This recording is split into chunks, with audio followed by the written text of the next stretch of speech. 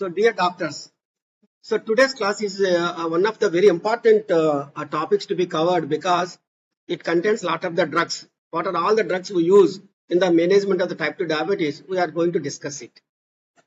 So to develop a basic understanding of the different oral anti-diabetic medications available and their merits and the demerits.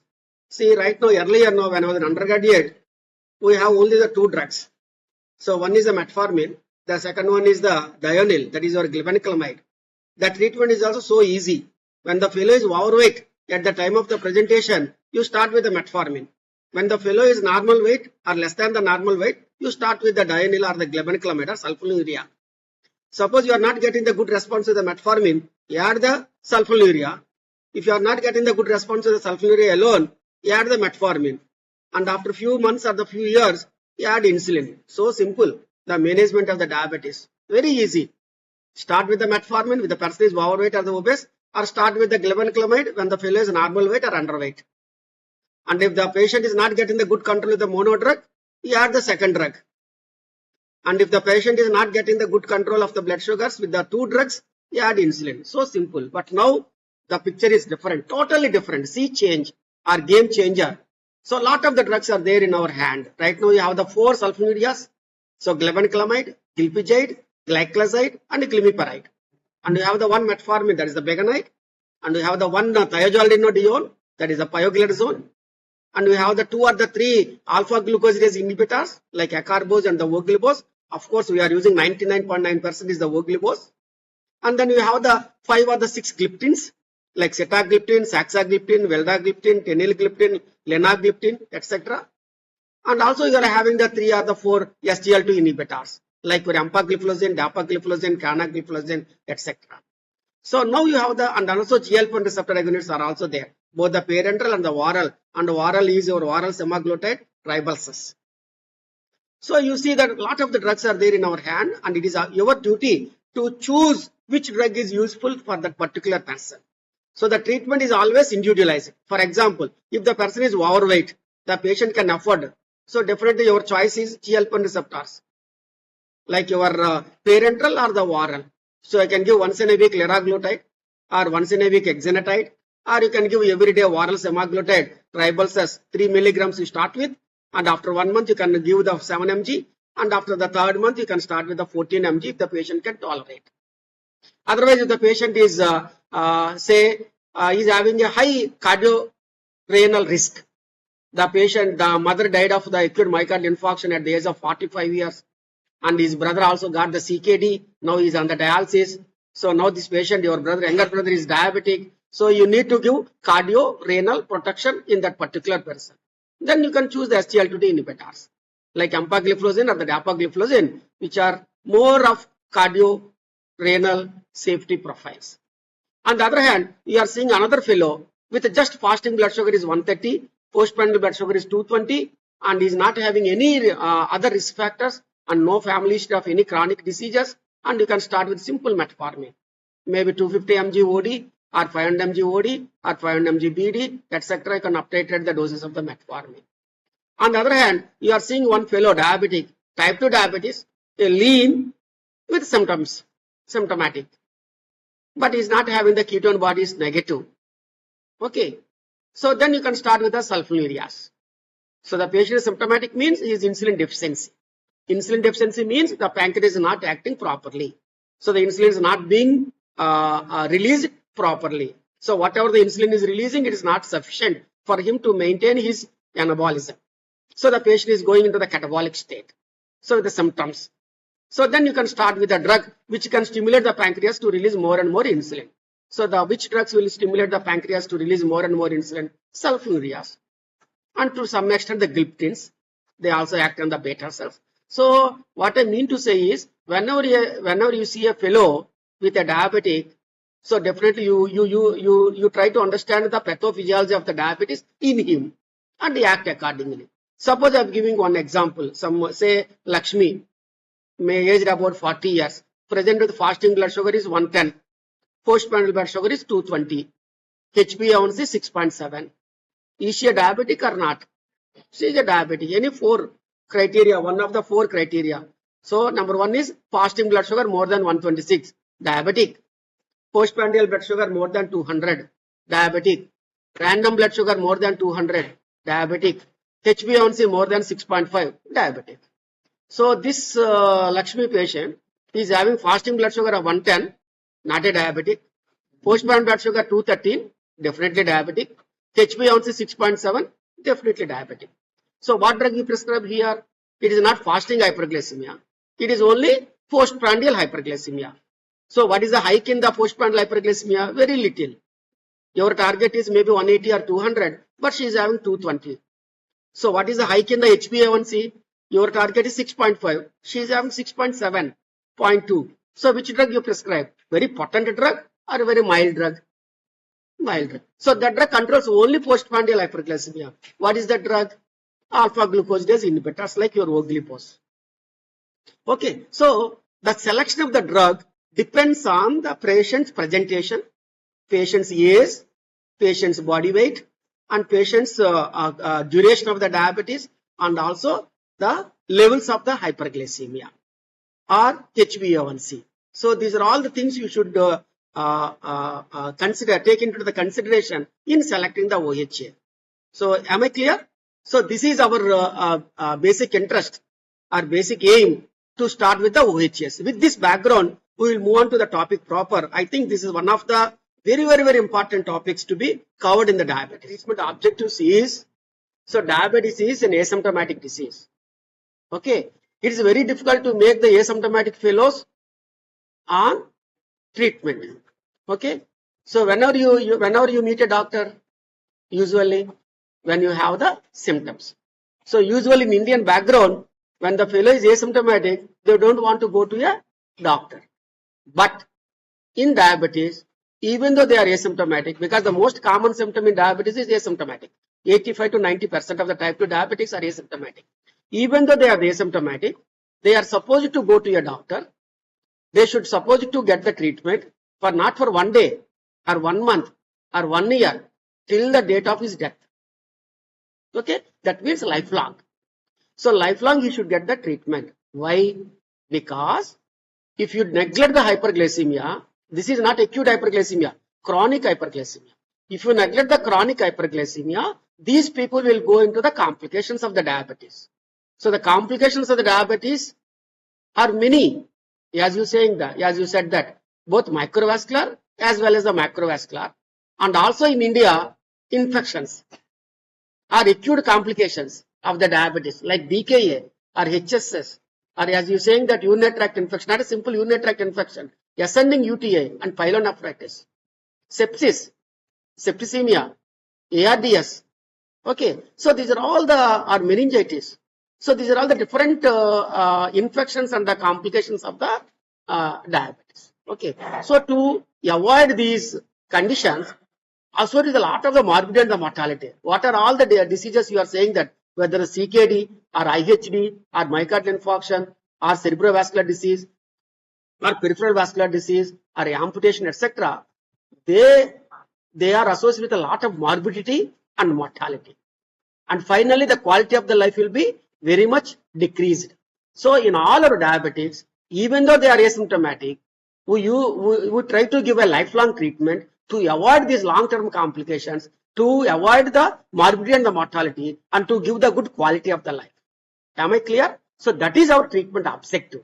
So with this objective in your mind, you see from tomorrow onwards, any diabetic, see him that he should live at least 80 years without any complications, without the need of an interventional cardiologist, without a need of a dialysis facilities, without a need of any ortho surgeon or a general surgeon or a vascular surgeon for amputation, or without the need of any interventional urologist for any renal transplantations or nephrectomies, or without any involvement of your retina surgeons for your laser therapy or retinal detachments, etc. Let him live with only hyperglycemia, with a chronic hyperglycemia under good control, with HbA1c around 6.5, fasting around 100, postprandial around 150, without any complications. So these are the treatment objects in the type 2 diabetes. It's a correction of the acute metabolic complications. Even today, we see some cases with DKA. Just 5 days back, I have seen one fellow, aged about 55 years, with a chronic diabetic history, about 25 years history, and history suggestive of polyuria, nocturia, polydipsia, dehydration. So the attendant saying that this dehydration is because of the sunstroke. Okay, but my definition of my diagnosis of this dehydration is in a fellow with a diabetic with high blood sugars, DKA. So check the blood sugar 450, check the urine ketone bodies 4+. So the case is in DKA. Get the ABC, the pH is 7.3. So it is only mild DKA. So admit here, give IV fluids, normal saline, give intravenous insulin, not the subcutaneous insulin. That is a very important take-home point from all of you. Whenever a diabetic is in dehydration, don't give the subcutaneous insulin. Always give intravenous insulin. If you give the subcutaneous insulin in a dehydrated fellow, the insulin may not be absorbed properly. So again, after 1 hour, after half an hour, after 1 hour, if you give the subcutaneous insulin there, again the blood sugars will be 400, 500, etc. So give the IV insulin only. So what is the dose of the IV insulin? Just get the weight. Suppose the patient is 80 kgs, just give 8 units. Okay. Or you can give the 16 units depending on insulin resistance, depending on the obesity, and depending on the duration of the diabetes, etc. So that is how we have to turn, give the normal saline. Normal saline itself will reduce a lot of the hyperglycemia. Okay. Okay. So correction of the acute metabolic abnormality is very important, ensuring the long-term maintenance of the glycemic control to prevent the chronic complications. So that's what we are doing in our patients. Identifying the treatment of the coma. This is very, very important in all the diabetic individuals. In the class first itself, I told you that management of the diabetes means A, B, C, D, E. What is A? A1C. That is your diabetes management. What is B? Blood pressure. Good. So you have to keep the blood pressure around 120/80. What is C? Cholesterol. So LDL cholesterol around 50 or 70. HDL cholesterol more than 40 in the males, more than 50 in the females. Triglycerides around 150. Total cholesterol or the serum cholesterol around 200. Non-HDLC cholesterol maybe at 80 or the 100. So that is how we have to keep the cholesterol. What is B? So A is A1C, B is BP, C is cholesterol. What is D? D is diet. Diet. Drugs. Complaints with the drugs. And then doctor's advice or doctor's follow up. So that is the D. What is the E? Good. Exercise. Exercise. So unless in any diabetic, if you don't follow the strict A, B, C, D, E, so those fellows are at risk of getting the complications. So if you want to keep the diabetic as a simple diabetic in his lifetime, so diabetes are divided into two groups. One is simple diabetic, complicated diabetic. So complicated diabetic means with all these complications, either 1 or the 2 or the 4 or the 5. So simple diabetic means without any complications. So our aim is, as long as the patient is a simple diabetic, they visit you only. Once they get the complications, they go to the subspecialist or super specialist or external. So your aim is to keep your diabetes intact with you only. So as long as the patient is a simple diabetic, they will listen your words because they don't need any specialist advice, because heart is normal, brain is normal, kidney is normal. They don't require any medications from the cardiologist or the nephrologist or the neurologist. So that is our aim. So this class is exclusively to keep the diabetics under your care till their death. Okay, so don't allow our diabetic individuals to go into the complications and to reach the specialists or the super specialists. Identification of the treat the comorbid. So comorbids you have to treat it. So if the diabetic, don't be happy with the diabetes alone. So check for the blood pressure. See whether the patient is hypertensive or not. Suppose I have seen one patient yesterday only with the blood pressure 220/140. He is a diabetic. The previous blood pressure 1 month ago, it is 140/80. And then the 3 months ago, the blood pressure is 130/70. And then 6 months ago, the blood pressure is 120/80. So what it means? All these months, the blood pressure is absolutely normal. not high.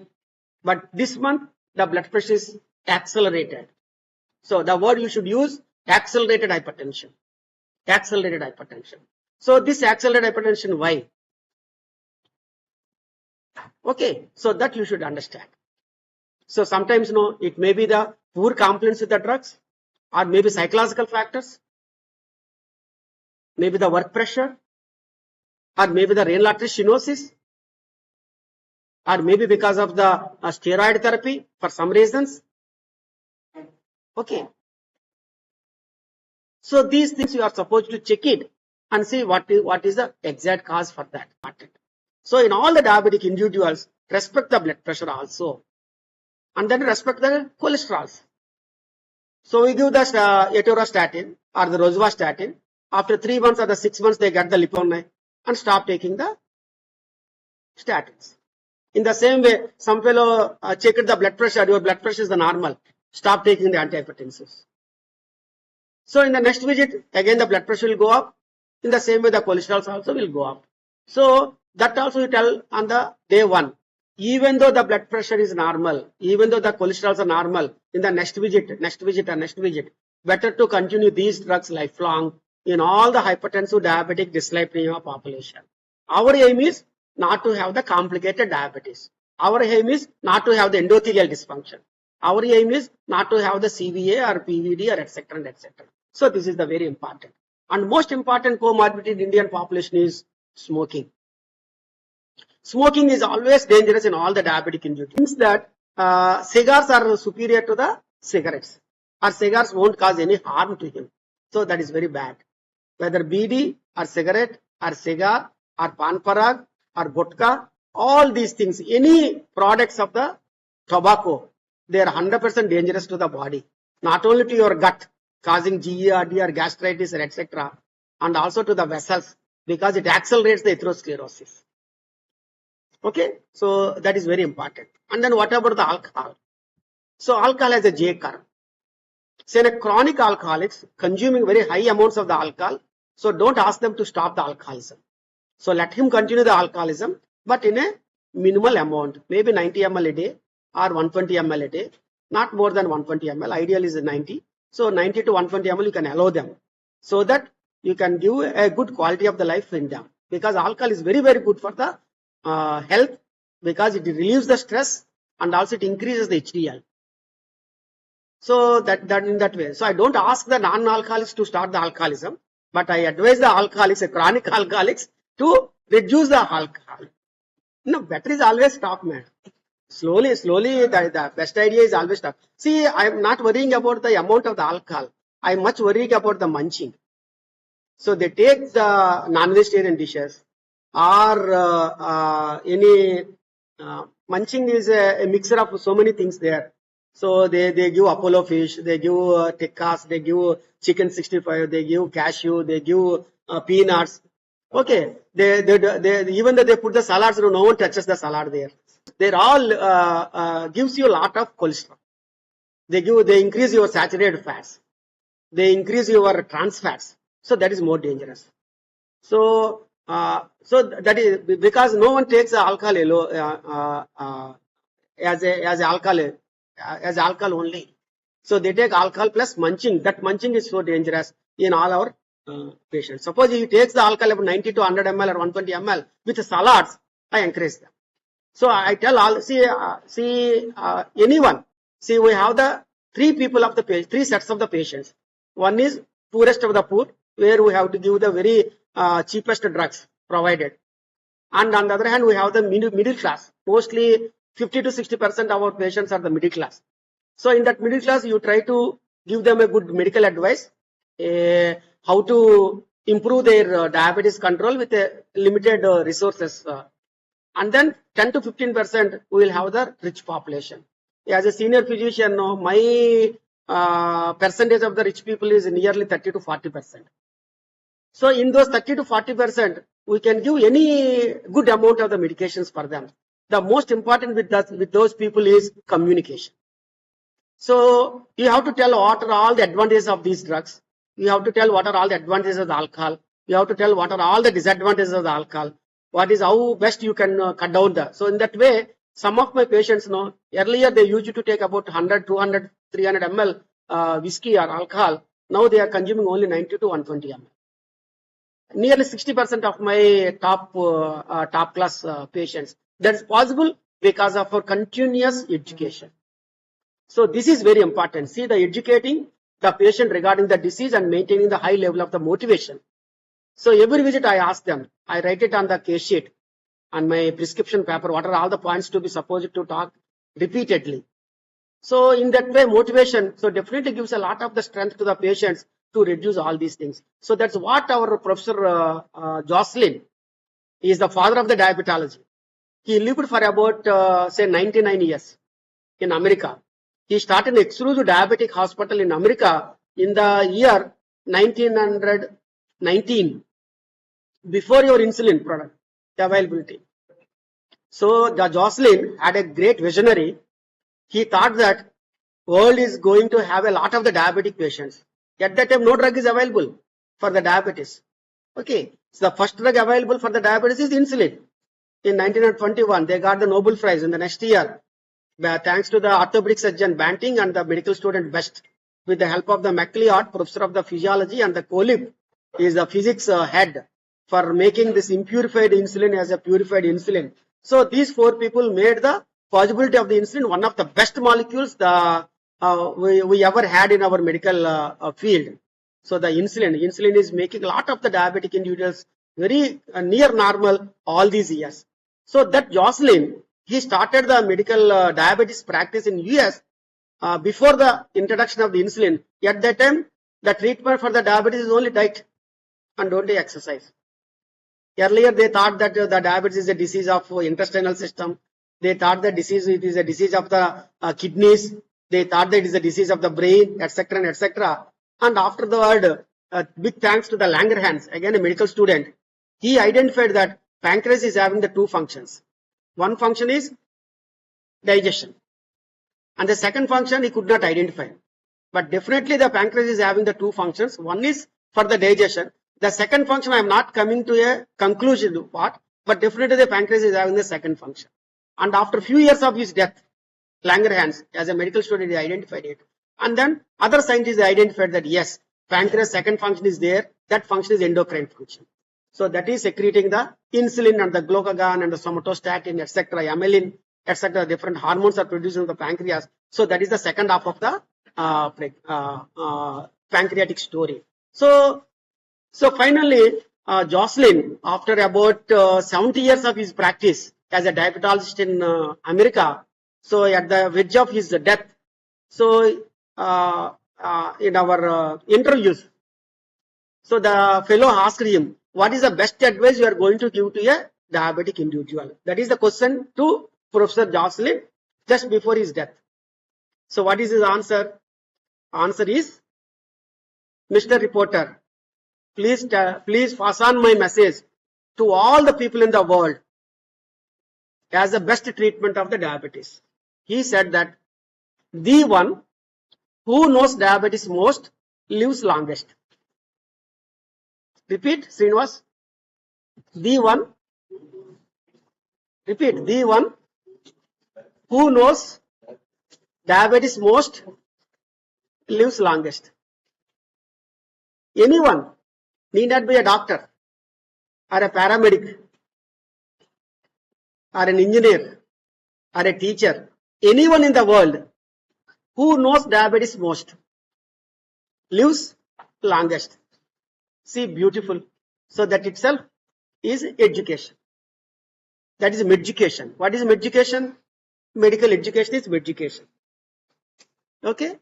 So in that way, you should not give very less points to educate the patient. You have to give a lot of the importance for the medical education of any person, because our father of the diabetes in the world, Jocelyn, said that the one who knows diabetes most lives longest. Our aim is to make our diabetic to live long. As long as he lives long, he visits you. As long as he visits you, he gives you money. Not only your consultation, your lab, etc., etc. So in one way, you are getting the more and more money by making him living for the long and longer people. How it is possible? Yeah. So how it is possible? Because of your medical education. So in every visit from tomorrow onwards, any diabetic comes to you, you please educate the patient. See, this is your blood sugar values. So this happens to you.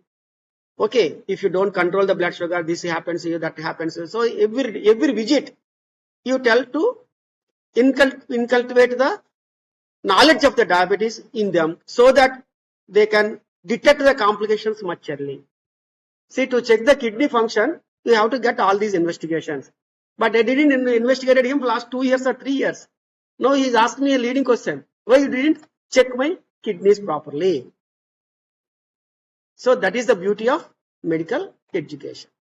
Fellow, they may ask me, why you didn't check my feet with monofilament or with 120 Hz tuning fork or with your color Doppler. See, those people who can afford.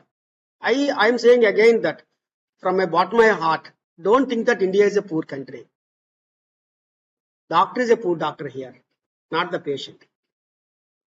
India is one of the richest countries in the world. If you take the 10% of the people in India can afford anything, this 10% of the people of India is equivalent as a population of the France, population of the Japan, population of the Germany, population of the Australia, population of the New Zealand.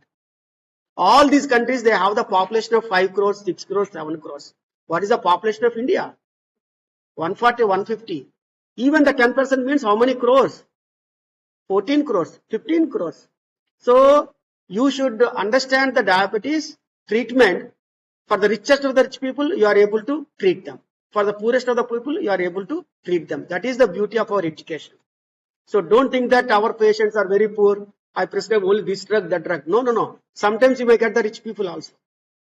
So then you should know how to treat them. So that is the beauty of our today's class.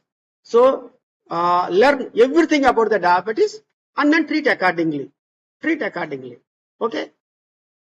See, the management of the type 2 diabetes has moved from being the glucose-centric to focusing on the cardio-renal risk factors such as hypertension, dyslipidemia, tobacco use, alcohol, and overweight and obesity. Already told you.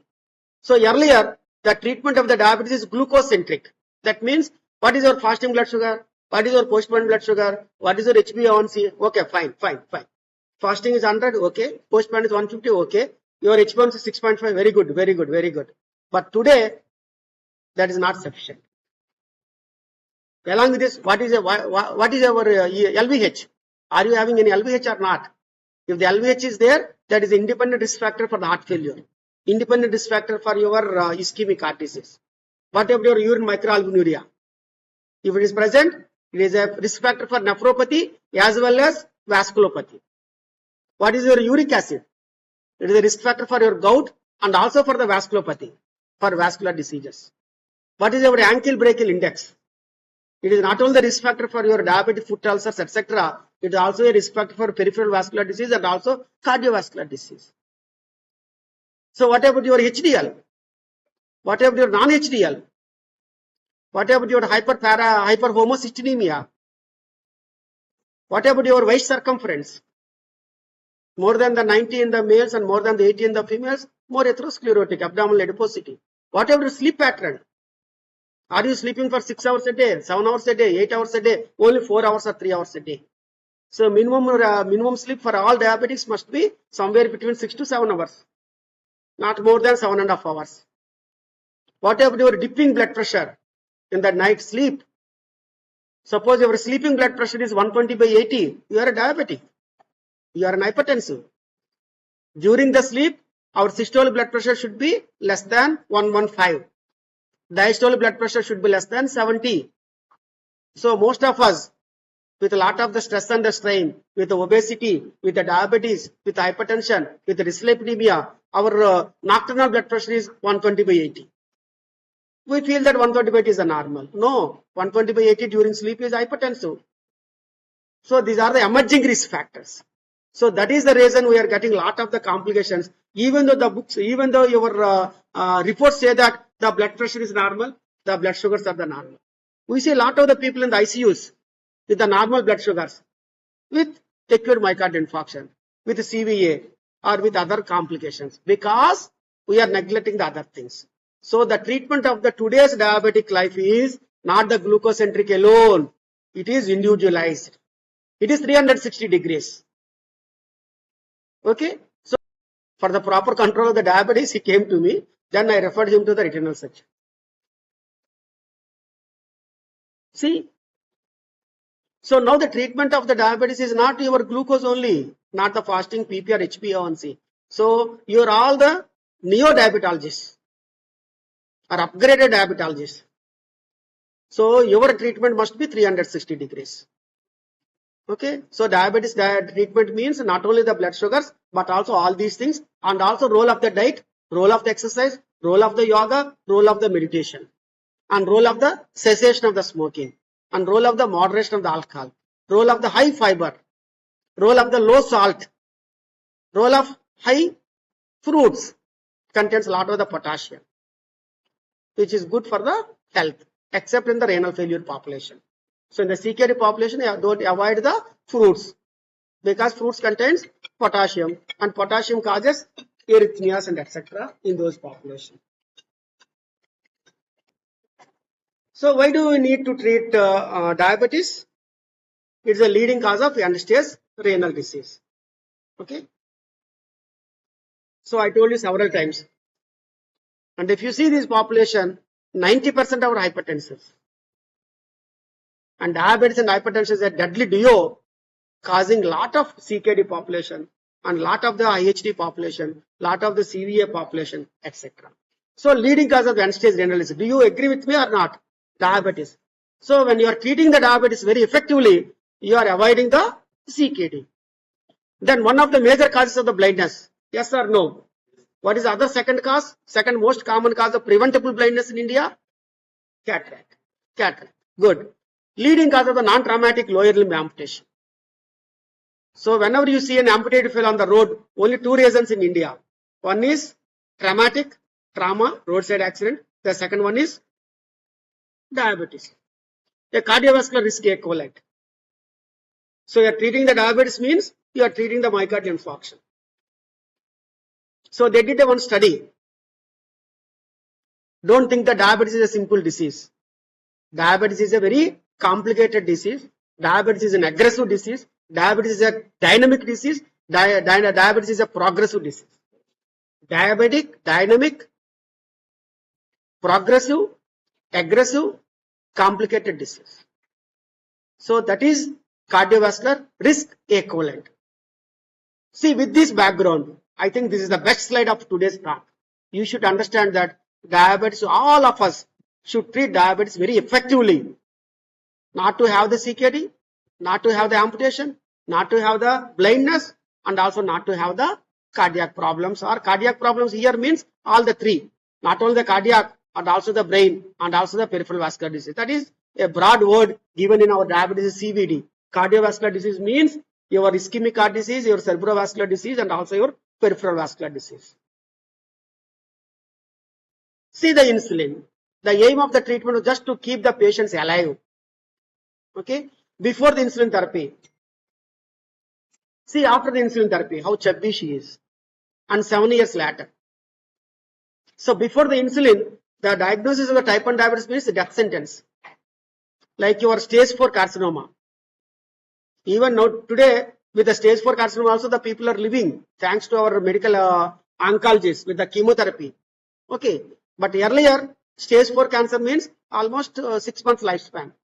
So here, when you are diagnosed with type 1 diabetes, the lifespan is hardly 3 months. Because if you don't treat the blood sugars, what will happen to their body? They cause hyperglycemia. They cause polyuria. They cause polydipsia, dehydration, and then very high blood sugars, ketone bodies positive, then Kussmaul's respiration, okay, then metabolic acidosis, and then death, ARDS, and the death. So type 1 diabetes before 1921 is a death sentence. But big thanks to our Banting and the best, with the invention of the insulin, now 7 years later also you are seeing this girl. Now we are seeing after 80 years, 90 years. In 2021, 8 people assembled in Sydney. What is the occasion? 80 years of insulin therapy. 80 years of insulin therapy. 8 individuals, they met at Sydney. Now, a lot of the get-togethers are there. 10th class get-together, intermediate get-together, undergraduate get-together, etc. and etc. In the same way, they also got the get-together. 80 years of the insulin therapy. So, by the time they are the diabetics, maybe 8 years or 9 years, 10 years. Now, they are aged about 90 plus or 100 plus. It is possible. A normal lifespan is possible in all the diabetic individuals, even though they are the type 1 diabetes. With an extensive and intensive insulin therapy, it is possible. So that big thanks to our insulin therapy people. So, but is this sufficient to prevent the diabetes complications? No. So controlling the blood sugars is not sufficient. But identify the complications much early. And then treat those complications and avoid those complications. That is much more important, along with your blood sugar management. So my advice to all of you is, in all the diabetes, control the blood sugars. That is our primary aim. But our secondary aim is avoid the complications. Prevent the long-term complications. So have an eye over the kidney, have an eye over the heart, have an eye over the feet, have an eye over the eye, etc. to avoid the long-term complications. So the same thing, here the Jocelyn. Aim of the treatment of the diabetes is to bring the blood glucose as close to the non-diabetic state as is possible. So what is our normal blood sugar? What is the normal blood sugar? Fasting. Good, less than the 100. Is the normal blood sugar. Suppose your blood sugar fasting is 101. What is the condition, Srinivas? Pre-diabetic. What is the name given to that 101 fasting? IFG. Excellent. Impaired fasting glucose. When the fasting blood sugar is 126. So what is your diagnosis? Diabetes. Okay. So fasting blood sugar 126 is a diabetic. Fasting blood sugar 100 is the normal. Fasting blood sugar 101 to 125 is the pre-diabetic. Okay. In the same way, postprandial. 200 above diabetic. Normal is 140, 140. So 141 to 199, pre-diabetic. The word given to here is IGT, impaired glucose tolerance. So what Jocelyn is saying, in all the diabetes, you get the blood sugars as equivalent as the non-diabetics. The first one. So finally Jocelyn is saying that in all the diabetes, very simple. Keep the blood sugars as the normal individual. అంటే మన ఏం ఏంటి fasting ఎంత ఉండాలి శ్రీనివాస్ ఎంత ఉండాలి fasting మన diabetics లో good less than 100 post phone ఎంత ఉండాలి లెస్ దాన్ 140 హెచ్బిఎవన్స్ ఎంత ఉండాలి less than హెచ్బిఎవన్సి 6.5 is the diabetic, normal is 5.7. okay, 5.7 to 6.4 is pre-diabetic. So HbA1c less than 5.7. That is the best way of keeping the diabetics for a longer period. So as long as they are maintaining the normal blood sugars, so they don't get any complications. But is it possible? Yes. Yes, possible with your intention to treat the diabetes very aggressively. Very aggressive.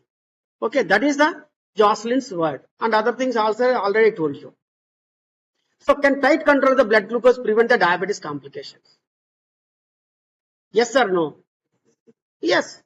Yes. Can tight control of the blood sugar prevent the diabetes complications? Yet to some extent, definitely yes, 99.5%. So the landmark clinical trials, you have the DCCT and UKPDS. So what is this DCCT trial? The trial is on for type 1 diabetes. For this UKPDS, trial on type 2 diabetes. So 85 to 90% in India are which type? Type 2 diabetes. Type 2 diabetes. Okay. Okay. So for that way, we are very much interested in which trial here? UKPDS.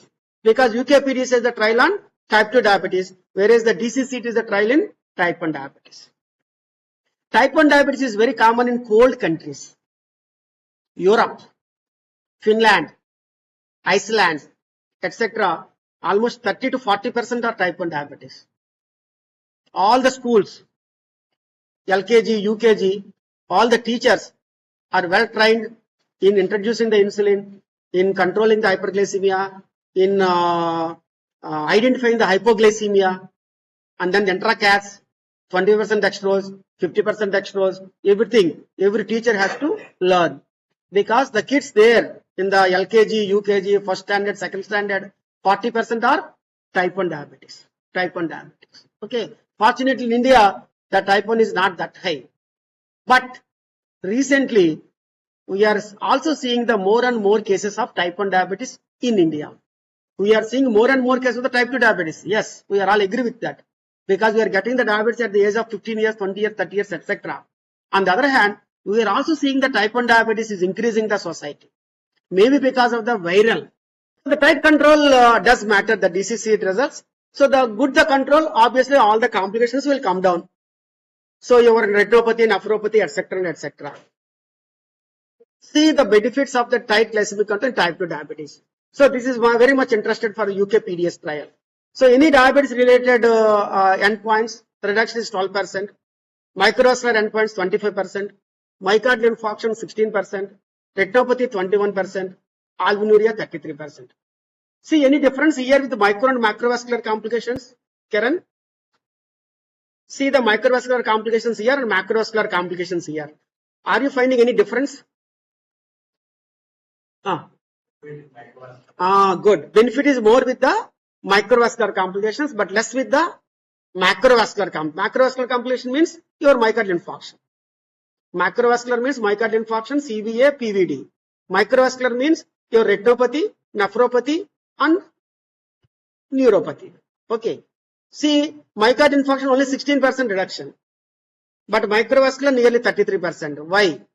Because in all the microvascular complications like a myocardial infarction, control of the blood sugar is not sufficient. You have the 5 major vascular risk factors for the heart or the brain or the vessels. How many? 5 major vascular risk factors. What are they? Diabetes, hypertension, dyslipidemia, physical inactivity, smoking. Obesity and overweight will have the more and more vascular diseases. So the physical inactivity itself is a big vascular risk factor. Everyone should go for the 10,000 steps a day. But how many of us are taking the 10,000 steps a day? Maybe 2,000, 1,500 or 3,000 on 4-wheeler, 2-wheeler, ACs, chambers, calling bell, attender, etc. etc. So it's we are all in physical inactivity period. So this is a big risk factor. That is the reason to control the myocardial infarction, control the diabetes is not sufficient. So not only the diabetes, you have to control the blood sugar and also blood pressure and also cholesterol and also smoking, cessation of the smoking, and then the physical activity. Physical inactivity itself is a big risk factor.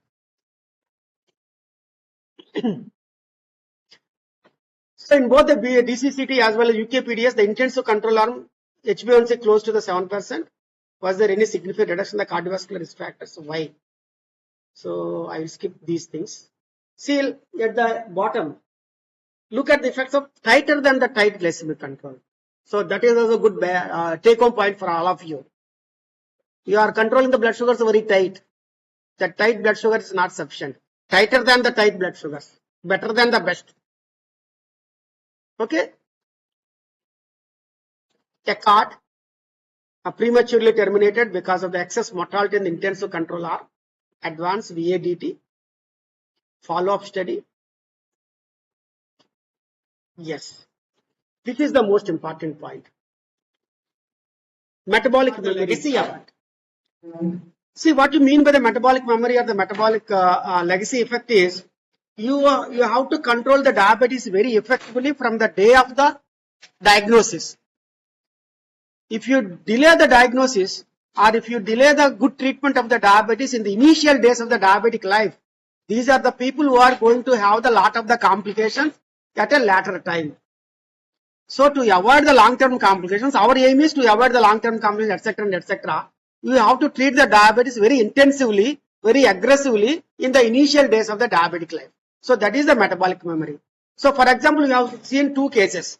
One is Seta, another one is Manga. So Seta both diagnosed at the right time, same day. But Seta got the very good treatment in the initial few years. And Manga didn't care for the diabetes in the initial years because it is an asymptomatic disease. So after the 10 years, if you see that the Sita is not doing fine, whereas the Manga got diabetic retinopathy, she got nephropathy, she got myocardial infarction, etc. etc. So why it is? Because the initial days of the diabetic life, if one controls the blood sugars very effectively, even though the control is not good afterwards, they are not getting the complications very early or more aggressively. So what I mean to say is metabolic memory or the legacy effect is very important, that we have to diagnose the diabetes much early and we have to treat the diabetes very aggressively in the initial days to avoid the long-term complications. So what should we then aim for? Individualize the therapy and the glycemic targets. See, I told you, the diabetes management is all individualized. For example, you have the two people. One fellow is 25-year-old, another fellow is 70-year-old. Both are diagnosed on the day one only. Yesterday only we diagnosed it. One fellow is 25 years with your above normal values and diagnosed the diabetes. Another fellow at the 70 years. Your target's different. So at the 25-year-old fellow, I want to keep the fasting blood sugar less than 100, postprandial less than 140, HbA1c at about 5.7 because he has to live for another 65 years, another 55 years to reach that 80th birthday. On the other hand, the 70-year-old fellow, I want to keep the blood sugars a little bit loose. Maybe the fasting at about 110 or 120, postprandial at about 160 or 180 or 200, and HbA1c at 6.5 or the 7, etc. Because the lifespan is much less here, whereas the lifespan is very big in the earlier candidate. So our targets are different from the person to the person. So all the treatment of the diabetes is always individualized. No size fits all. So that is very important in all the diabetic lives. So don't aim to aggressively control the glycemia in the elderly population. So what will happen when you aggressively control the blood sugars in the elderly population? There are chances of hypoglycemia. So this hypoglycemia is almost near to the death in elderly population. So keep the loose control in the elderly population. Very young and the frail patients are those with other serious comorbidities. In those individuals, we have the loose control. On the other hand, when the fellow is not elderly, when the fellow is not having the comorbidities, there you have to control the blood sugars very aggressively. Be aware of the side effects of the anti-diabetic agents and prescribe them judiciously. For example, you are treating with the sulfurias. So what side effect you will get? Hypoglycemia, weight gain. Suppose you are treating with the metformin. What side effects you can expect? Gastrointestinal side effects, nausea, vomiting, abdominal cramps, etc. Suppose you are treating with the pioglitazone. So what side effects you are expecting? Pedal edema, body weight increase, breathlessness, etc. Or hepatic failure. Suppose you are treating with the gliptins. So what side effects do you expect? Maybe nausea, maybe upper respiratory tract infections, or maybe pancreatitis like picture. Suppose you are treating with SGLT inhibitors like empagliflozin and dapagliflozin. So what side effects? Urinary tract infections, mononeural infections, because you are causing therapeutic glucosuria. So glucose is always there in the urethra. So especially in the females with a short urethra, so chances of having the UTIs and the mononeural infections are more common. So hydration is very important. Avoid the dehydration in those individuals. So you should know the side effects or the complications of these anti-diabetic drugs and act accordingly. Aim for the comprehensive CV risk factor reduction, which includes the blood glucose, blood pressure, lipids, limiting the tobacco, and etc. So as I have told you, the vascular risk factors in all the diabetic individuals, to avoid the myocardial infarction, not only the blood sugar, but also other things also have to take care of it. Must aim for tight glycemic control from the beginning. Is worth it in the long run. That is the most important take home point. From the day one, so see that diabetes is a special case and aim for the tight control throughout the lifespan so that you won't get the complications in the near future. So these are the targets. Fasting blood sugar, ADA, American Diabetic Association, somewhere between 80 to 130. Our RSDDA, that is Research Society for the Study of Diabetes in India, about 115 less. Postprandial, there 180. So for us, it is 160. HbA1c, 7%. Our maybe 6.5 or 6 or etc. So the targets need to be always individualized. So it depends on the age, depends on the person with a lot of the comorbidities, etc. So this is the very important slide. Action of the oral anti-diabetic agents. So this is the omnious octet. Srikanth, count how many things are there? Count it. Srikanth. 8. So this is called omnious octet. Octet means 8. Omnious means poisonous. So these are the 8 causes of getting hyperglycemia, your diabetes. Omnious octet. What are these? Pancreas in 2 ways. One is beta cell, the second one is alpha cell. So beta cell secrete insulin. So the insulin deficiency, so it will get hyperglycemia. Whatever the alpha cells. Alpha cell secrete glucagon. Glucagon is antagonist to the insulin. So more glucagon, more blood sugar. Okay, so that is the second point. What about the intestines? How the intestines cause hyperglycemia? In 2 ways. One is your food intake. That is your absorption. It will cause more and more blood sugar. Suppose you are taking the jalebi, half kg jalebi, or 5 to 10 kotiya kajas. So definitely the blood sugars will go up because of the high carbohydrate diet, simple sugars, etc. And the second important point in the intestines is incretin hormones. Incretin hormones. There are 2 incretin hormones. One is GLP-1, the second one is GIP. GLP-1 is glucagon-like peptide 1. GIP means glucose dependent or glucose inhibitory polypeptide. So these 2 are the hormones released from the intestines. Which intestines? Small intestines. Not from the stomach or the duodenum or the large intestines. Simply from the small intestines, from your jejunum and ileum. These 2 will release. They are the incretin hormones. When they start releasing, whenever you see the food. Okay, once you see the food, obviously the signals will go to the brain. The brain will give the signals to the intestines. Intestines, which intestines? Small intestines. Then the small intestines start releasing incretin hormones. GLP-1, remember lifelong, GLP-1 and GIP. You can forget the GIP because it's only 5 to 10%, but 90% is GLP-1. So you should always remember GLP-1. Okay, so now you are getting the new drug in the market, game changer in the obesity management, Mounjaro. Have you heard the word Mounjaro? That's the tirzepatide. So that acts against the both GLP-1 and GIP. So injection is costing about 5,000 to 10,000 once in a week. Reduces the body weight to the tune of about 20 to 30 kgs. So that is a big game changer is available entering into the market. Maybe Mounjaro. Brand name is the Mounjaro. Who will get the pancreatitis? Alcoholics, gallbladder disease. So known patients of pancreatitis, heavy alcoholics, known cases of the gallstone diseases. So you can avoid them. One is alcoholic, second one is gallbladder disease, gallstones. Pancreas will cause hyperglycemia 2 ways. One is alpha and beta cells. Again, intestines will cause the hyperglycemia 2 ways. One is your food digestion or absorption. The second one is your incretin hormones. Okay. And then what is other factor? Liver. Most important. So how the liver causing hyperglycemia? So whatever the excess food is there in our body, excess glucose, so that will be stored in the liver. So storage form of the excess glucose is in the liver in the form of glycogen. So when the fellow is on the fasting, what will happen to this glycogen? Converted to the glucose. When the fellow is on the prolonged fasting, so what will happen? So not only from your stored glycogen, but also from your muscle and adipose tissue, the glucose will release. That is called neoglucogenesis.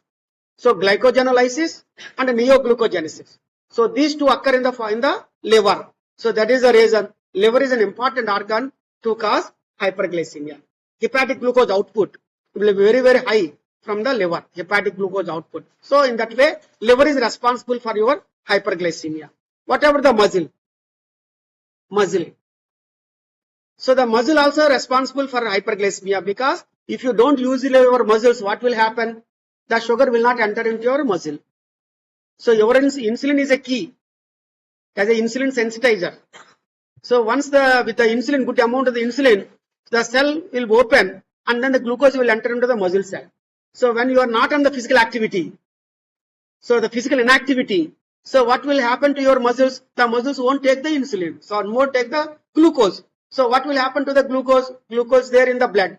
So then what about your blood sugars? The blood sugars will go up. So why you are saying the physical activity?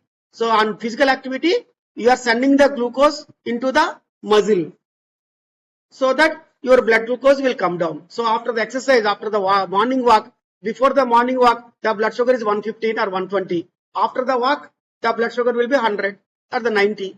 Why it is possible? Because all the glucose is there in your body. You are making the glucose to enter into the muscle. So that is the physical activity. Okay. So in that way, muscle is responsible for your hyperglycemia. What about adipose tissue? Adipose tissue. The same thing. So the adipose tissue. So suppose in the prolonged fasting, the adipose tissue will be converted to the free fatty acids. So these free fatty acids will be converted again to the glucose, that neoglucogenesis. Sometimes these free fatty acids will cause you ketone bodies, 3 ketone bodies: acetone, acetate, beta hydroxybutyric acid. So these 3 ketone bodies are from your free fatty acids. They are responsible for your ketosis. So urine ketone bodies positive. So not only the ketone bodies in the urine, but also ketone bodies in the blood also. So once the ketone bodies in the blood is there, so obviously the metabolic defects will be there. Metabolic acidosis will be there and pH will come down from 7.4 to 7.3, 6.9, 6.8, etc. And according to the pH also we can divide the metabolic acidosis into mild, moderate and the severe. Okay. So all these hangama is all because of the adipose tissue. So adipose tissue is also responsible for the more and more hyperglycemia. So how many things we discussed? We discussed about the alpha cells, beta cells, intestines, muscle, fat, liver, and then 2 more, 6IA, kidneys and the brain. Okay, one is kidney, another one is the brain. So how the kidneys are involved? So whatever the glucose is there in our blood, that will go to the kidneys. So what happens in the kidneys? You have the glomerulus. So glomerulus filter అయిపోద్ది glucose. So after all the glucose is there, that will be filtered in the glomerulus. So after the filtration of the glucose, now the glucose is there in your nephron. All the filtered glucose is again reabsorbed into the circulation from the proximal convoluted tubule. Am I clear? Yes. Okay. So we are all outside before this class. So what happened during the class? We are all entered into the classroom.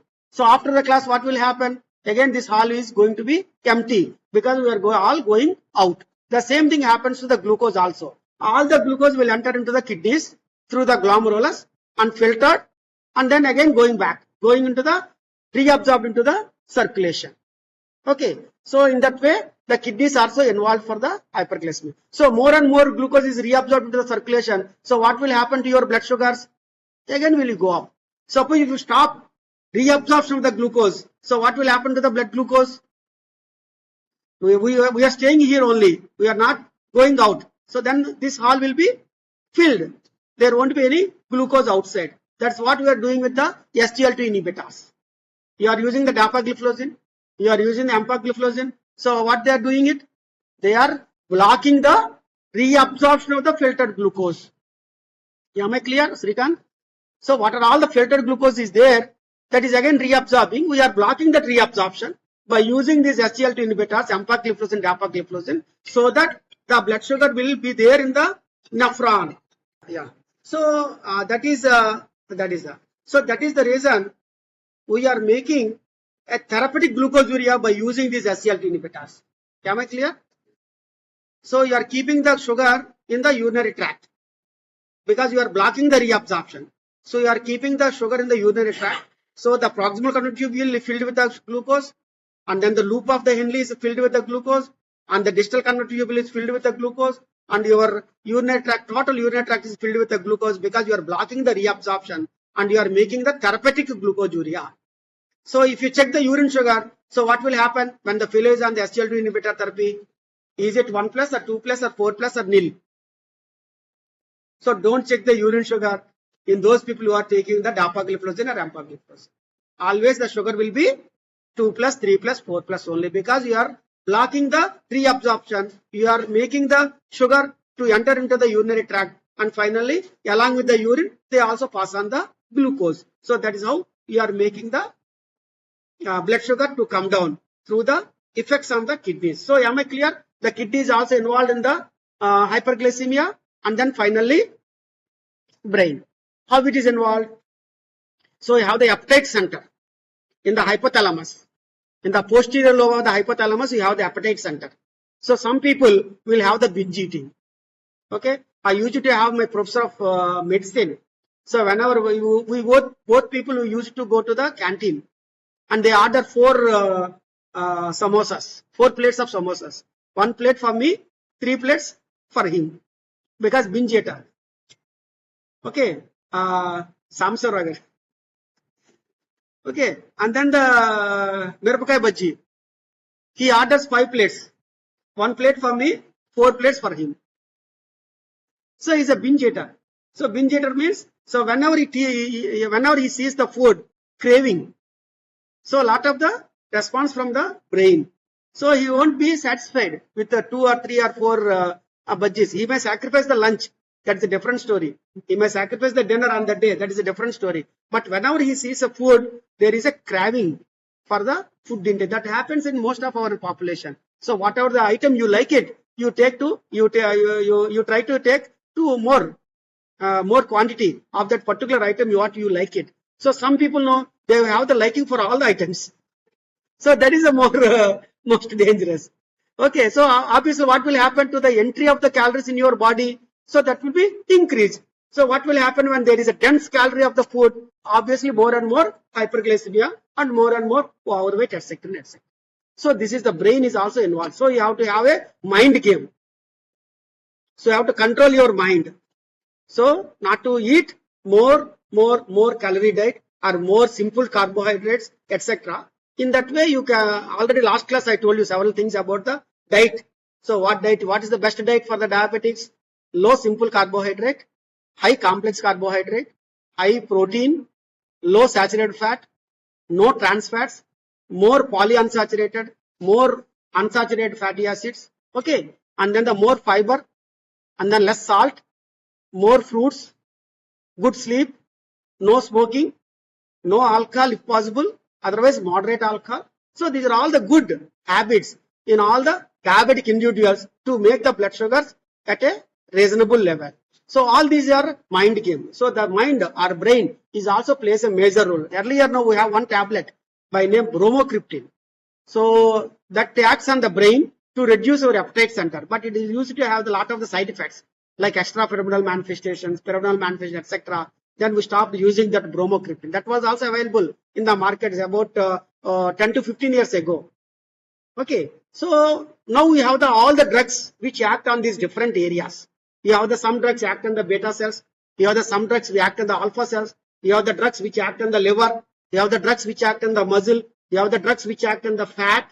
You have the drugs which act on the intestines. You have the drugs which act on the kidneys, and you have the drugs which act on the brain also. So by choosing the drugs, by combining the drugs, you combine all these things. Suppose you want to give the 4 drugs to the patient.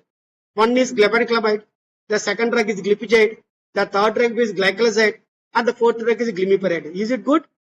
Or give one glimepiride, or give one metformin, or give one oglibose, or give one dapagliflozin. Is it good? The second one is good because you are choosing the drugs which acts on the different pathways. So by choosing the drugs, you are blocking the alpha cell, you are blocking the beta cell, you are blocking the kidney, you are blocking the intestine, you are blocking the liver, etc. So that the hyperglycemia will not be there in your body, and then you are aiming for the euglycemia. Am I clear? So in that way, this slide is one of the best slides for our today's talk. So this is the omnious octet. Okay. So now we will concentrate on the beta cell. See, this is the beta cell. So what are the drugs which act on the beta cell? What are the drugs which act on the beta cells? Your sulfonylureas. Your sulfonylureas. Okay. So sulfonylureas, what is the action? They stimulate the beta cells to release more and more insulin. So sulfonylureas. Second one is the meglitinide. What is meglitinide? That is a non-sulfonylurea secretogogues. Non-sulfonylurea secretogogues. The meglitinides means your repaglinide. Repaglinide. That is shortest acting sulfonylureas. Now we are using it for postprandial hyperglycemia. Repaglinide. Okay, that also acts on the beta cells. And then the DP4 inhibitors. What are the DP4 inhibitors? What are the drugs of the DP4 inhibitors? Gliptins. All the gliptins are DP4 inhibitors. What are the gliptins? Sitagliptin, saxagliptin, veldagliptin, lenagliptin. Earlier we used to write teneligliptin. Now we are not using the teneligliptin. Okay. So these are the gliptins are the DP4 inhibitors. And then the GLP-1 receptor agonists. What are the GLP-1 receptor agonists? We have the oral parenteral. Oral semaglutide. Now available in the market, Rybelsus. Each tablet is 333 rupees per month, 10,000 rupees. It's a very fast moving drug, Rybelsus. Okay, that is oral semaglutide. And also you have the parenteral forms once in a week, exenatide, liraglutide, even the semaglutide. So these are the GLP-1. These four drugs will act on the beta cells. Okay. So what are the four drugs which act on the beta cells? Sulfonylureas. How many sulfonylureas are there? 4. What are they? Sulfonylureas, what are they? Glimepiride, glycoside, glibenclamide, glipizide. So what is the sulfonylurea of choice in Palasa area? Sulfonylurea of choice in Palasa area. Uddanam area. Not glimepiride. Huh? Glipizide is excellent answer. Glipizide, because Uddanam area is for renal patients. CKD. So in the CKD patients, hypoglycemia is so common. So use the sulfonylurea which is not causing much hypoglycemia. That means shortest acting sulfonylurea. What is the shortest acting sulfonylurea? As Dr. Rambab is saying that glipizide. So that glipizide is the shortest acting sulfonylurea that can be used safely in renal failure population. So don't use dianyl. So that causes prolonged hypoglycemia, maybe 2 days, 3 days, 4 days also. Okay, suppose if the patient is a cardiology patient. So which sulfonylurea is preferable? Which sulfonylurea is preferable in a cardiology practice? Glycoside. So that is more of cardiac friendly. Because it won't cause any left ventricular hypertrophy. It causes the cardiac remodeling, etc. Okay, fine. So which sulfonylurea is of drug of choice in pregnancy? Glibenclamide. Why? It does not cross the placental barrier. So the only sulfonylurea which does not cross the placental barrier is glibenclamide, your dianyl. That is a drug of choice in South Africa. Now all the South Africa and African countries, GDMs, the drug of choice is metformin and glibenclamide, your glucored forte. Okay? They use only glucored forte or glibenclamide plus metformin in all the GDM population. Very rarely they use the insulin, because once they start on the insulin, they don't take at all. They want only OHS even in the pregnancy also. So the glibenclamide. So I told you all the four sulfonylureas and different specialties. So glibenclamide for OBG, glycoside for cardiology, glipizide for nephrology, glimepiride. So the last one is the glimepiride. That is for all the population. Now it is the most available or most dominant sulfonylurea is the glimepiride. Your Emeril, your Joril, or your Israel, whatever the drug, whatever the combinations you right now you have in the market, 90% of the sulfonylureas right now is the glimepiride. Okay. Okay. What about your alpha cells? What drugs will act on the alpha cells? No. Alpha cells, no metformin. Alpha cells, only 1 or 2 drugs. GLP-1 receptor agonists and the DP4 inhibitors. They only act on the alpha cells. Okay. No other drug will act on the alpha cells except the GLP-1 receptor agonists or DP4 inhibitors. So what about the intestines? How many drugs will act on the intestines? Usually 2 drugs or the 3 are So what are they? Alpha glucosidase inhibitors. They are carbohydrate absorption inhibitors. You are taking a lot of samosas, you are taking a lot of jalebis, etc., etc. So what will happen? Again, the glucose will be absorbed. So that will be obstructed by using these alpha glucosidase inhibitors. That is one. And then your incretin hormones. So incretin hormones also causes good control. So you have to improve the GLP-1 receptor hormones in the body by using these receptor agonists. What are all the drugs I told you? And then the DP4 inhibitors. What is the story? GLP-1 and DP4 inhibitors.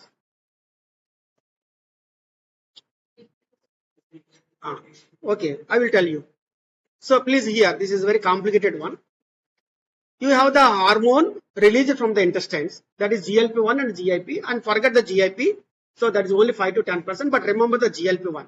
So this GLP-1 is very useful hormone. How it is useful? This GLP-1 will act on the beta cells to increase more and more insulin, so that reduce the blood sugars. That will stimulate the alpha cells, so not to secrete the glucagon. Okay, so then it won't cause any hyperglycemia. It also gives the signals to the intestines, so to delay the gastric emptying, so that your postprandial hyperglycemia will not be there.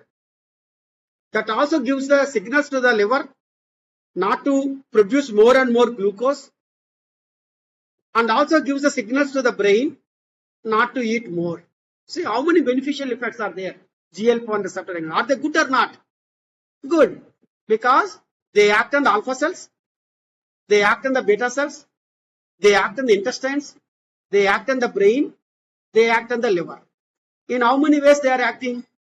5 ways out of your 8 causes. So that is the beauty of GLP-1. Is it good or bad? Good. But unfortunately, your endogenous GLP-1 is there for only 5 to 10 minutes. Why? Because of one snake. Because of one snake. What is that snake? DP4 enzyme. DP4 enzyme. So once the GLP-1 is there to act good, immediately our bad fellow entered, villain entered. What is the villain name? DP4 enzyme. So this DP4 enzyme will stop GLP-1. So what will happen to your blood sugars? Will go up. As long as GLP-1 is there, that is a hero. So all the blood sugars will come down. But this hero being obstructed by the villain, that is the DP4 enzyme. So this blocks the actions of the GLP-1, and then all the blood sugars will go up. Okay. Now you have the 2 points. 2 types of the drugs to keep our GLP-1 for longer period. What are those 2 drugs? One is make the robo. It just looks like a GLP-1, but not being destroyed by the DP4 enzyme. D4 enzyme అనుకుంటది ఇది మన హీరోయే కొట్టేద్దాం అనుకుంటది. Robo మీద కాటేస్తా ఉంటది. రోబోకి ఏం తగులుతుంది? ఏం తగలదు కదా, చావడు. ఆ రోబో కూడా అలాగే ఉంటాడు. అలాగే ఉంటే that's good for us because it reduces the blood sugar. So that is GLP-1 receptor agonist. Am I clear? GLP-1 receptor agonist. Those GLP receptor agonists are the robo of your endogenous GLP-1, which is not being destroyed by the DP4 enzymes. And the second type of the drugs వచ్చాయి. అవేంటి? They act on the villain. Okay, they are called DP4 inhibitors. D4 enzyme inhibitors. So what they do, these inhibitors, they block the D4 enzyme. So you are blocking the villain. So what will happen to the hero? Hero will be elevated. So when the no villain means hero will be elevated. So obviously all positive effects of your GLP-1 receptor agonists will be there. Am I clear? So this is the good concept of the incretin hormones. So you please remember these 2 concepts. So GLP-1 receptors are very good. They are there in our body. Whenever you see the food, we release this GLP-1 in the intestines. So this GLP-1 will help us not to have the more and more hyperglycemia in 5 ways. They give the signals to the brain not to eat much, keep the food in the stomach for a longer period, so that your postprandial blood sugar will not be there. That signals will give to the intestine. In these ways, very, very good. So that is the GLP-1. So GLP-1 being destroyed by the DP4 enzyme. So using the drugs DP4 inhibitors to destroy the DP4 enzyme so that your endogenous GLP-1 stay for the longer period. Am I clear? Okay. So that is your alpha subset. So what drugs will act on the liver? Without the metformin, there is no treatment for the diabetes in Indian population. Those people who are allergic to the metformin are the most unfortunate fellows.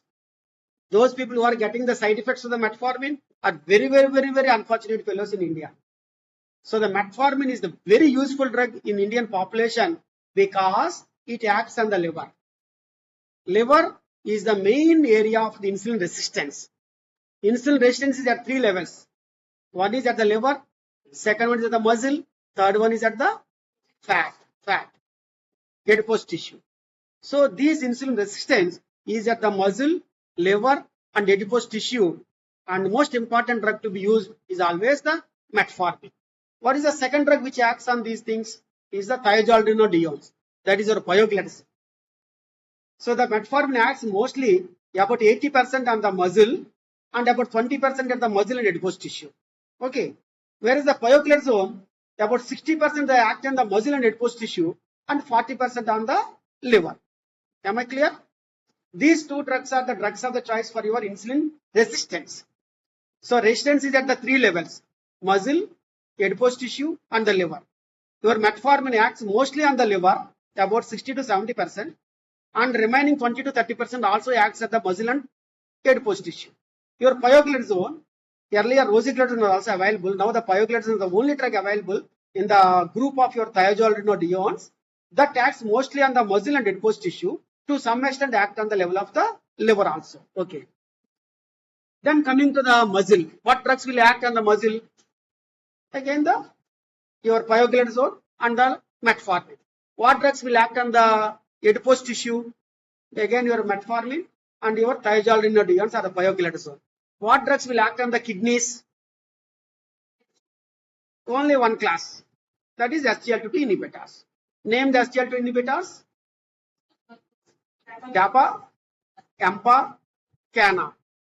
Now we are not using the CANA. CANA is the first drug entered into the market, canagliflozin.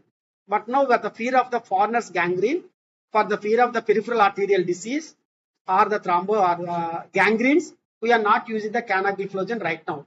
So the two gliflozins available in the market are DAPA and AMPA. Dapagliflozin and empagliflozin. Where they act? Am I clear? So this slide is a very important for today's talk. So the different drugs are there and how they act. There are the 8 ways of getting the hyperglycemia, and you have the several drugs and which drugs act and where. So while combining the drugs, you use this chart in you, under your consciousness, and then you act accordingly and choose the drugs differently. Now it's a very clear. Veganize. Okay. What is the brother of metformin? Fenformin. Fenformin was there. So fenformin causes a lot of lactic acidosis, or causes a lot of the metabolic acidosis. Then the metformin entered into the market. So that is very, very strong. But unfortunately in India, in America, this metformin was not available till 2000. Just for the last 25 years only, the metformin is available in America. But whereas in India, it was first invented in the year of 55. So since its entry into the market, the India we are using the metformin very extensively. Now the most useful drug or the commonest drug to be used in all the diabetic individuals is the metformin all over the world, unless otherwise contraindicated. So the few contraindications of the metformin are 2. One is your gastrointestinal side effects. The second one is renal failure. So in the presence of the renal failure, don't use the metformin.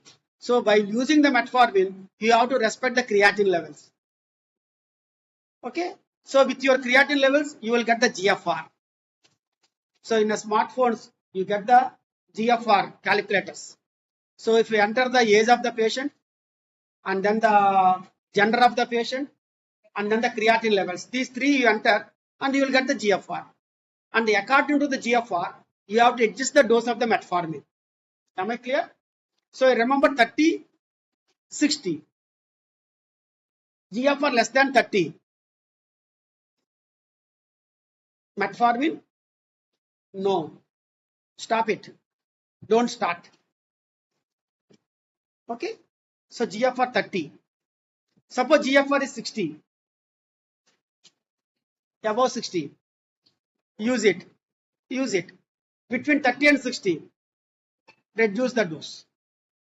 Am I clear? So with your age of the patient, gender of the patient, and creatinine levels, you are going to get the GFR. If the GFR is less than 30, don't use it. Stop it. Suppose if the patient is taking the metformin, stop it. Suppose if you want to start the metformin, don't start it because the GFR is less than 30. So that is most important. If the GFR is more than the 60, use as you like, whether 500 mg or 1000 mg, 1500 mg, etc.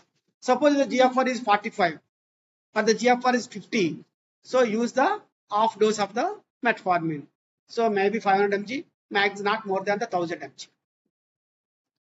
Then insulin secretagogues. So sulfonylurea, already told you all the 4 molecules. And then insulin secretagogues, meclonidase, now the repaglinide is available in the market. 0.5 mg, 1 mg, and repaglinide plus O-glucose is also available. 0.5 and 0.2 or 0.5 and 0.3 of the O-glucose is available. And thiazolidinediones, pioglitazone. So the pioglitazone is a good molecule. It reduces the insulin resistance at the level of the muscle and adipose tissue and also to some extent on the liver. But it causes lot of the side effects. Pioglitazone.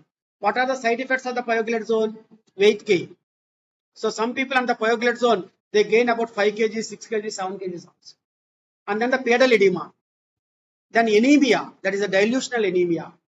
And then elevated SGPT, SGOT, hepatic failure. And then the postmenopausal woman, osteoporosis. And in the males, urinary bladder carcinoma. So these are all the side effects of the pioglitazone. What are they? Weight gain, pedal edema, anemia, that is a hepatic failure, and then osteoporosis in the postmenopausal woman, and urinary bladder carcinoma in the males. Alpha glucosidase inhibitors, acarbose, miglytal, O-glucose. Now the O-glucose is available in the market, 0.2 mg, 0.3 mg, and O-glucose with repaglinide is also available, 0.5 and 0.2 or 0.5 and 0.3. D4 inhibitor, sitagliptin. What is the dose of the sitagliptin? 100 mg. It is available as the 50 mg and 25 mg also. Suppose if the GFR is less than the 30, use only 25 mg. If the GFR is between 30 and the 60, use the 50 mg. If the GFR is more than the 60, use the 100 mg. Saxagliptin, 5 mg. Contraindicated in the heart failure population. Vildagliptin, 50 mg BD. Now the 100 mg OD is also available for the patient's convenience. Alogliptin, not available in India. Linagliptin, very much available in India. Dose is 5 milligrams. The beauty of the linagliptin is no dose adjustments in the renal failure. So in the renal failure, you can safely use the linagliptin because excretion not through the kidneys. Am I clear? So in the presence of the renal failure, if you want to use the gliptins, which gliptin is useful? All the gliptins can be useful in the renal failure, but without the dose adjustments, you can safely use the linagliptin. If you want to use the sitagliptin, you use it, but you have to reduce the dose. If you want to use the saxagliptin, use it, but reduce the dose. But only gliptin you can use safely in all the renal failure without any dose adjustments is the linagliptin. Teneligliptin, earlier that is the most widely used gliptin in India because cost factor is only 9 rupees or 10 rupees, teneligliptin. All other gliptins are to the cost of about 70 rupees to 100 rupees. Saxagliptin 100 rupees, sitagliptin is 100 rupees, linagliptin is 100 rupees, etc. Now all the gliptins are available at the price of 8 rupees to 10 rupees. Now we are not using teneligliptin. So the teneligliptin side effect is QT prolongation. So not useful in the cardiac patients. Most of the diabetic patients are cardiac patients. So better not to use the cardio destructive drugs in a diabetic individual. Whereas the teneligliptin causes prolonged QT interval, which is more harmful to the heart So that is the reason we are not using phenylklyptin nowadays, because all other gliptins are also available at the same price. Evogliptin is not available. STL inhibitors, canagliflozin, we are not using. I told you the side effects. DAP and EMP are very, very powerful. Now they are useful. Now they are available at the price of 8 rupees or the 9 rupees or 10 rupees. Earlier, they were the costing about 100 rupees, 80 to 100 rupees. Now they are available at 10 rupees. So EMP and DAP are very much available. Remogliflozin is also available. GLP-1 receptor agonists, injectable, exenatide, liraglutide, dulaglutide, semaglutide, both oral and parenteral is available. Other agents, hydroxychloroquine, your corona favorable drug, hydroxychloroquine, so that is an immunomodulatory drug. Okay. Srikant, what are the types of the diabetes you know? What is type 1.5? What is type 3? What is type 3C? What is type 4? What is type 5? What is type 1? So how many types you know? You know 2 types, 1 and 2. Okay, you don't know 1.5, you don't know 3C, you don't know 4, you don't know 5. Am I? Good. See, so as a diabetologist, you should know all the types of the diabetes. Type 1, we all know. So that means common in the children, autoimmune destruction of the beta cells. There is insulitis, there is insulinopenia, no insulin at all, releasing from the pancreas. So you have to give the exogenous insulin for lifetime. That is type 1 diabetes. Type 2 diabetes. So occurs in the obese or overweight or elderly or the middle aged, strong family history, more insulin resistance, more abdominal adiposity, very common, stress and strain, sleeplessness, etc. And also runs in the family history, runs in the families. Even though there is no family history, you are Indian, you are more risk at getting the type 2 diabetes. So this is the type 2 diabetes. Okay, don't use the insulin from the day 1. Use lifestyle measures, use OHS, and use insulin as and when required. So here insulin is not required for the survival, whereas insulin is required for the survival in the type 1 diabetes. Okay, so that is the type 2 diabetes. What is the type 1.5? Type 1.5 is also called as a LADA. LADA, latent autoimmune diabetes in adults. So they behave like the type 2 diabetes in the early days, but within 3 months or within 6 months or within a year, they behave like the type 1 diabetes. Today I have seen one Apparao with blood sugar of 150 fasting, postprandial 250, he is aged about 35 years. Okay, and my diagnosis is not type 1 diabetes. My diagnosis is type 2 diabetes. And then I started him on OHS. I started him on lifestyle measures. I advised some diet, I advised some physical activity, and I prescribed some metformin or some sulfonylurea or some glimepiride or some gliptin or some SGL inhibitor, etc., etc. And then the patient went to the home. After 3 months, he again came with the same blood sugars, more blood sugars. Then I asked, why the blood sugar is still high? No, doctor, I am following strictly. What are all the dietary advice you have given me? I am following. And you have told me to go for the 1 hour walk. I am going more than the 1 hour also. Morning 30 minutes, evening 45 minutes. And what are all the drugs you are prescribing? I am taking it. I am taking from your medical shop only. So this is my bill, etc., etc. Then you should have an idea.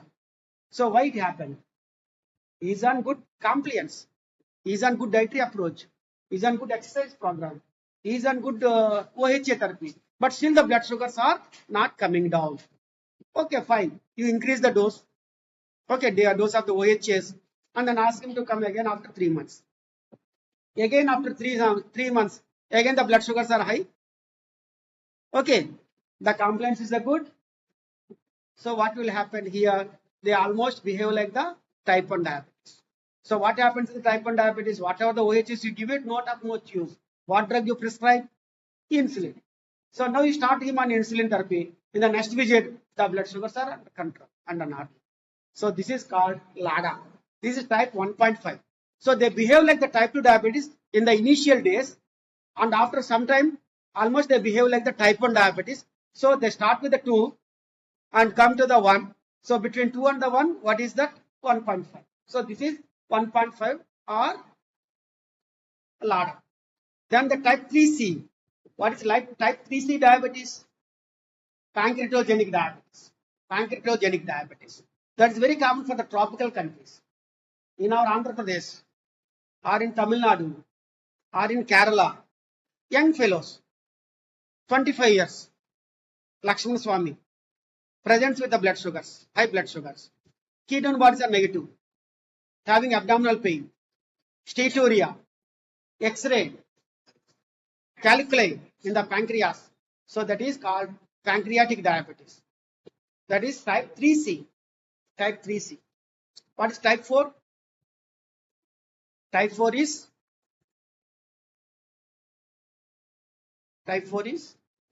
elderly diabetes.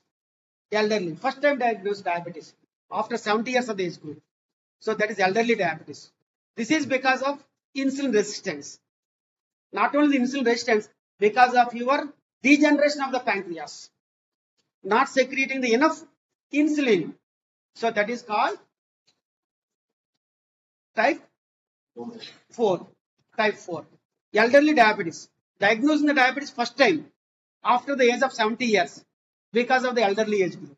Because of the degeneration of the pancreas. Naturally, the degeneration of the all organs will be there in 70 plus. So you will have the sarcopenia, etc. So that is. What is type 5? Diabetes type 5. Good. So that is malnutrition related. So type 4, you also have the Alzheimer's also. Okay. So some amount of the dementia, memory loss is also there. That is in the type 4. Elderly diabetes with Alzheimer's, etc. But the type 5 is malnutrition modulated diabetes. Earlier we have MMDM. That means M means malnutrition. Second M means modulated diabetes. So that is type 5. Recently, International Diabetic Federation has given this type 5 factor. So that is more common in our tropical countries and in the poor countries. This diabetes is related to your malnutrition. Even today we see some people, they are laborers. They work very heavily, but still they are getting the diabetes, maybe because of the malnutrition. So this is the type 5. But if you check the urine ketone bodies, they are negative. Ketosis resistant. So am I clear? Okay. Or even if you say type 2 first, I'll be very happy. Because in India, we have a lot of the type 2. What are the types of the diabetes? You say, you start with the type 2. You have the type 2, 90%. You have the type 1, about 4 to 5%. And you have the type 1.5, maybe 0.5 to 1%. You have the type 4. Now the India is the capital of the geriatrics. Geriatric capital of the world is the India. Now the lot of the people, first time after 70 years, they are getting the diabetes. That is type 4. With some element of the memory loss, etc. And the type 5, again India is a country of both malnutrition. India is the capital of malnutrition. Malnutrition means both undernutrition and overnutrition. Malnutrition and undernutrition okte kaadu. Mal is disturbed nutrition. So even overnutrition is also part of malnutrition. So India, you will have the undernutrition and overnutrition. Overnutrition is obesity. Undernutrition is this type 5. Okay, type 5. Modulation also. Malnutrition, modulated diabetes mellitus. Where are we? Elderly diabetes, type 4, with Alzheimer's disease. What types you GFR is not normal. GFR is normal. So it depends on the values of the blood sugars.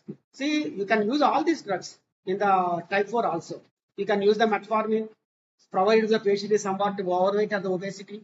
You can use the sulfurias in a lower dose.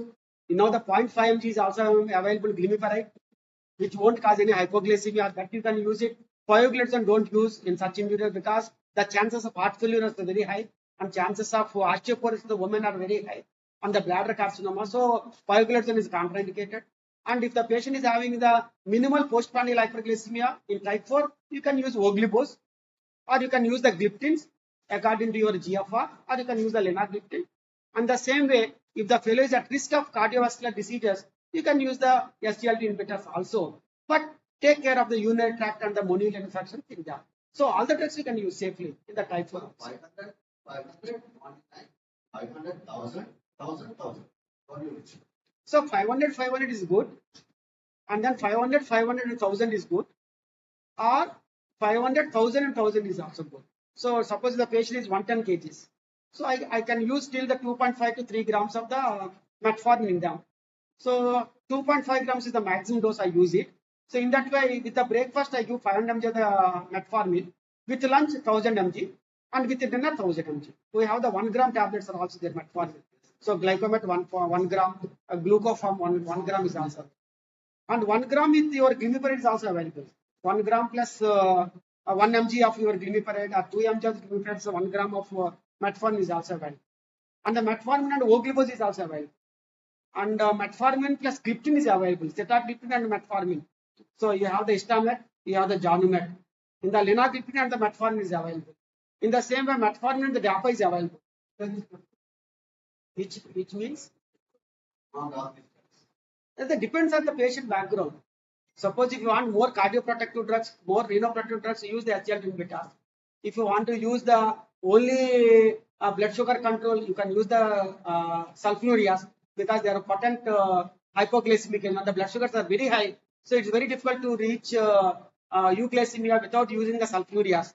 So that is the reason in India we use a lot of sulfonylureas, because everyone presents with the blood sugar 300, 280, 250, etc. So with very difficult with your dapagliflozin and with your gliptins to reach the euglycemia in such individuals. So there the beta cell defect is much higher.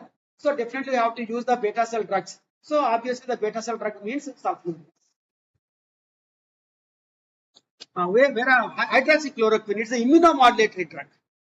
See, the diabetes, there is some element of the immunomodulation is also there. So LADA, it is autoimmune. Your type 1 diabetes is an autoimmune. So as an immunomodulator, you can use the hydroxychloroquine. Saroglitazar. Saroglitazar is a drug which acts both on the PPR alpha and PPR gamma. Where are this PPR alpha and PPR gamma? Alpha and gamma for your blood sugars, for your triglycerides. Okay, to reduce both the blood sugar and the triglycerides. So this is a combined drug, saroglitazar. It is Indian made drug. It is available in the market. And then bromocriptine, already I told you, acts at the level of the brain, but lot of the side effects. Colmicevalam, so that to reduce your lipids, is a lipid lowering drug. And the imiclimine, now it is entered into the market, not popular. It is a mitochondrial energizer. Okay, you have the mitochondria in all the cells.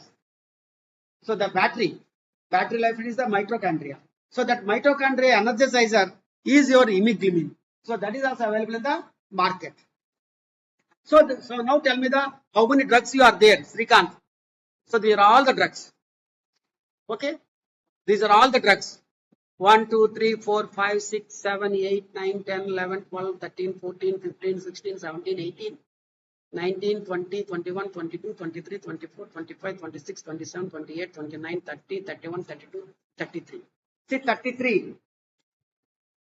drug preparations are there, and if you see the combinations, maybe nearly 9,999 combinations will be there if you combine all these things. 1 mg of the glimepiride with the 0.500 mg, etc. So that is the availability of the drugs right now. So when I was an undergraduate, I have only 3 drugs: metformin, glibenclamide, dionyl, and insulin.